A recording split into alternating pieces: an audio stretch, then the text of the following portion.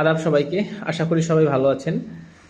পূর্বের একটি ভিডিওতে আমরা কথা বলছিলাম যারা অনেকগুলো চাকরি পরীক্ষা দিচ্ছে, ভালো ভালো ভালো পরীক্ষা দিচ্ছে কিন্তু পরীক্ষা টিকতে পারছে না, তাদেরকে নিয়ে। এবারে আমরা তাদের পরের স্টেজে যারা আছে তাদেরকে নিয়ে কথা বলবো, অর্থাৎ যারা অনেক ভালো পরীক্ষা দিচ্ছে এবং কিছু কিছু পরীক্ষায় টিকতেছেও, ভাইবাও দিচ্ছে কিন্তু চাকরি হচ্ছে না, তাদের অবস্থাটা নিয়ে।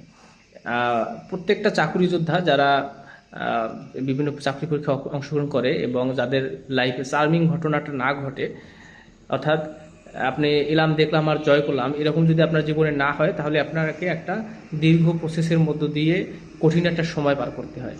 সেখানে আপনি প্রথম পরীক্ষাগুলো খারাপ হয়, তারপরে আস্তে আস্তে টিকতে শুরু করেন, অনেকগুলো টিকার পরে ভাইভাতে আপনি ফেল করতেই থাকেন শুধু। এরপরে একটা সময় আপনার ভাইভাতেও পাশ করতে থাকেন এবং তখন আপনার অনেকগুলো চাকরি হতে থাকে। এই প্রসেসে আমরা প্রতিযোগী সবচেয়ে বেশি।